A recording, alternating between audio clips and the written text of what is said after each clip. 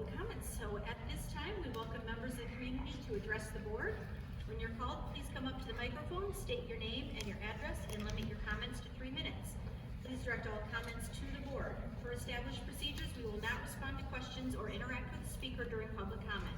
Everyone who indicates that they would like follow-up from the district will get follow-up from the appropriate administrator.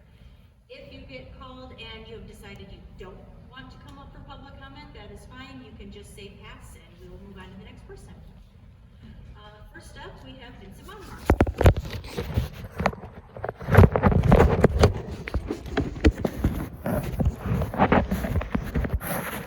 A little wintry.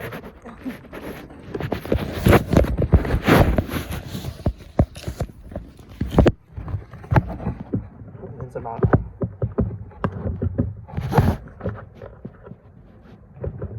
I think so. There you go. Thank you. It's a Monahar. You'll find me at 6860 Cascade Road.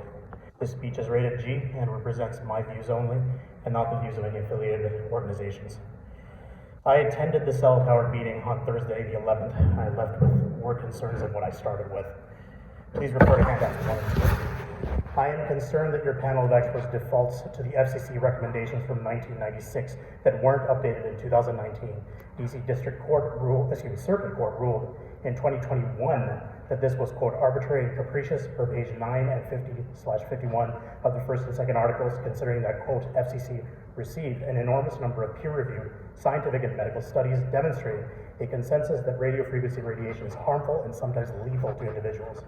Your panel ignored these primary sources, the first of which is a nested link in your own website's FAQ. I am concerned that your Verizon rep used outdated FCC regulations as a shield to dismiss audience member questions on the effects of RF on the human body, neglecting the concepts of radiated power or the effects of distance on power density, raising questions of his own physics knowledge. I am concerned that he could not roughly quantify the power density or estimate the watts per second, aka joules of energy, to be inflicted on the students and faculty of the school. See the third article for mathematical derivations. I am concerned that we are applying the safety standards of 3G to 5G technology without long-term studies. In the 2021 court case, American oncologists, obstetricians, pediatricians, and bench researchers submitted short-term studies implicating RF in neurological and reproductive complications, including symptoms of radiation sickness. Please see page 10 of Article 1 and 20 through 32 of Article 2. I'm concerned of anyone who says that this or any science is, quote, settled. Scientific method allows us to hypothesize and change our understanding based on new data. Anyone who says the science is settled is inflexible, dogmatic, and elevating science to a secular religion. I am concerned that there was no true public comment. There was a one-sided talking point recitation from a panel. This meeting thus appears perfunctory, an appeasement of a deeply unpopular issue designed to control free speech and direct a narrative. I hope this is remedied in the coming months. I am concerned that none of you attended due to a conflicting meeting. I hope you will use this time to listen seriously to the community you propose to alter. I was concerned that you would extract $51 million from taxpayers for a swimming pool, yet not consider of a $75,000 repeater, alternate locations, alternate cell technology such as Aruba AirPass, or any non-cellular options would lead to safer outcomes for the children. I hope that you will put the health of the children highest above cutting corners with costs in the months to come. Okay.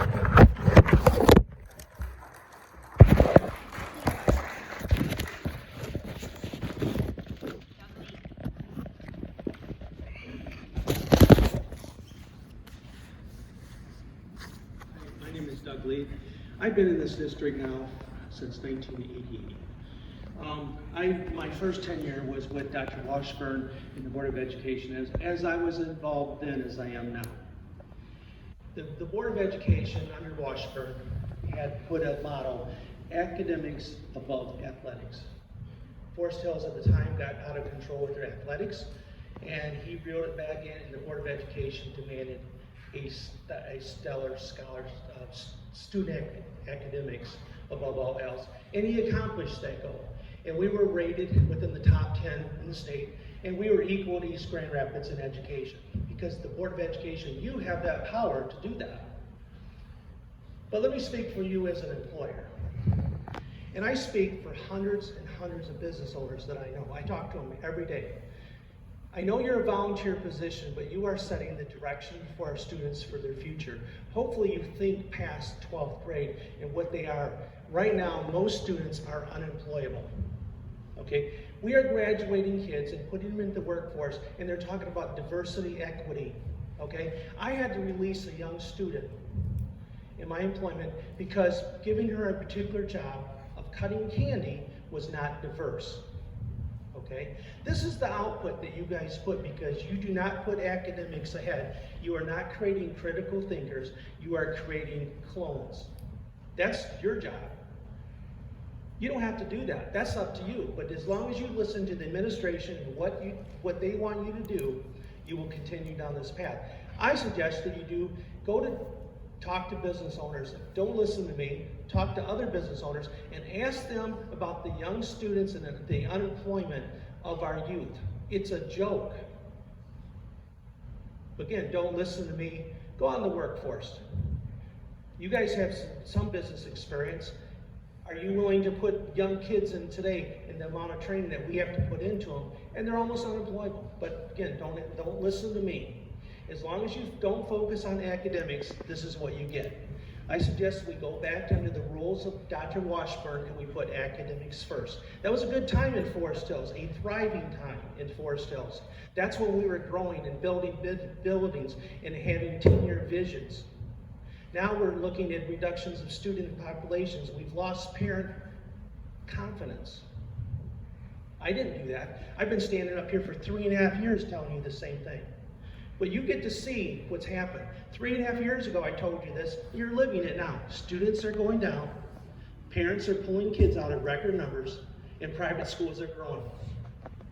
Thank you. Thank you.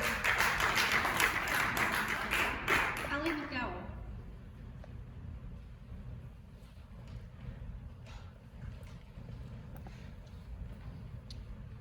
Good evening, members of the board.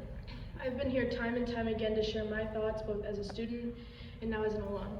Tonight, however, I've been given the opportunity to share another alumni's words. She couldn't make it tonight because she's busy taking med school classes in New York. Good evening, everyone. My name is Sarah Gerard. I am a 2018 Forest Hills grad. I graduated from the University of Michigan in 2022 with a degree in biology and Spanish. I am now a medical student in New York City, where I was recently placed in the top 3% of my class. Forest Hills put me, my friends, and my family through a tremendous amount of pain during my time in the district. Ironically now, I'm writing a thank you letter.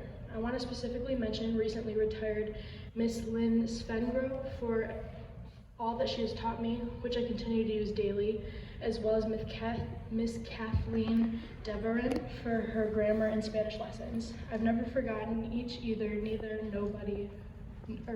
neither one, but body every. If I had to choose one thing, however, that I can confidently say has directly impacted my current place in school, life, and society, it's the knowledge I've learned and experience I have gained from the Global Learners Initiative. I've been a part of GLI since 7th grade, including now as a member of the Global Ambassadors Alumni. From training, workshops, and institutes, I have learned to be a competent and compassionate leader in the global society, as well as a champion for equity and inclusion. These are more than skills to throw around haphazardly in a job interview or put on a checklist for a resume. These skills are vital for allowing a student to achieve the future they desire, and thankfully I was given the opportunity to learn, discover, and grow in GLI, along the way creating a district-wide family of lifelong friends. Without GLI, my story would have been very different. Every college application, and then 4 years later, each med school application, and every single medical school interview, I focused heavily on my ability to contribute to the diverse community and whether I was culturally competent, synonymous to them with being competent to attend their institution.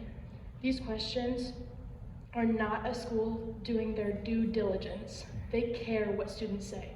In med school specifically, cultural competency is not something one only covered in the glossary of the syllabus. It's a part of every single clinical lecture given, and it has been tested extensively on exams amidst questions about which nerves from the brachial plexus innervate which muscles. But GLI has prepared me without falter to excel in instances when other students struggle to pass because memorizing textbook definition of equity is no longer enough.